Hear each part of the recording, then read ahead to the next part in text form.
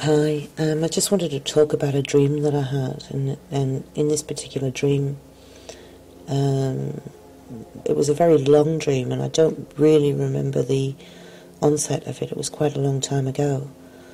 But in this particular dream, I started in a boardroom, and this boardroom was absolutely magnificent. It was very, very highly polished wood, very posh. And around the outside of the boardroom were windows all the way around.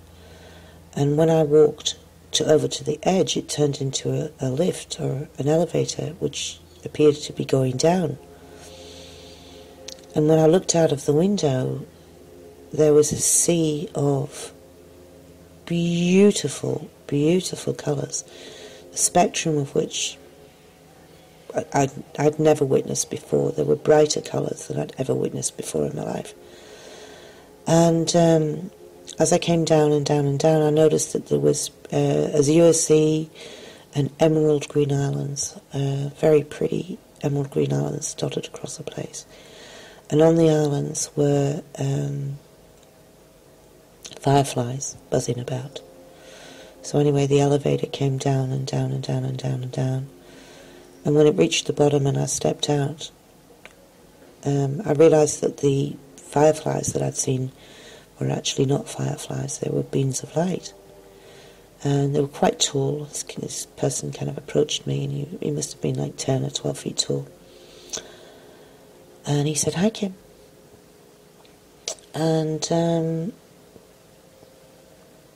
I said hello, and I said to him, "How do you get between the islands?" And he roared with laughter, and he said to me, "You mean to say you came all the way here and all you want to know is how we get between the islands? We walk, of course." And I went, "Oh, of course you do." And then I said to him, "So where's here? Where am I?" And he said, "You're on Atlantis, darling." And I said, "Wow, I thought Atlantis sank." And he said, "No," he said, "humanity did."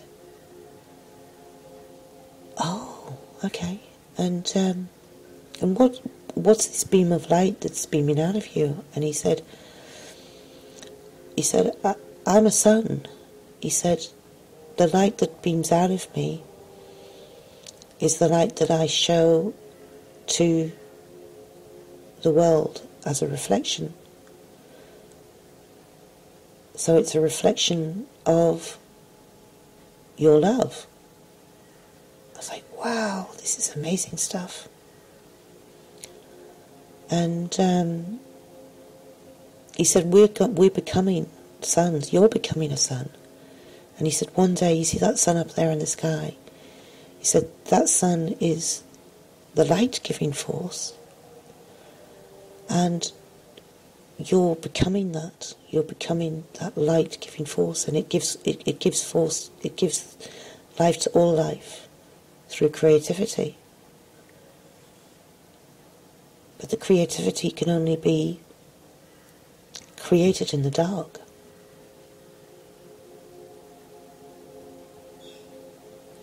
Anyway, I didn't really understand or comprehend what he was talking about at that point. And I ended up leaving that dream and remembering that dream.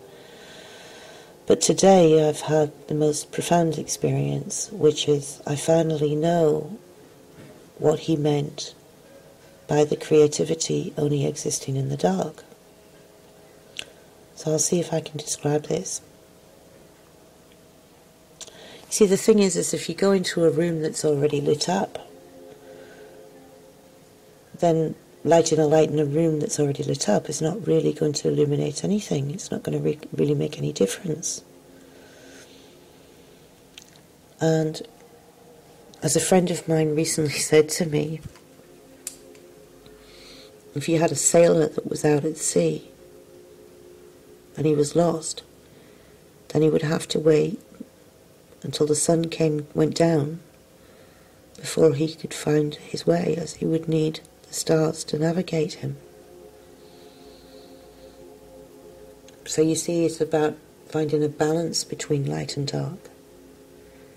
And also, the Hawaiians believed in the Huna that they called the sunset the beginning of a new day, because they believed that only the soul could grow in the darkness.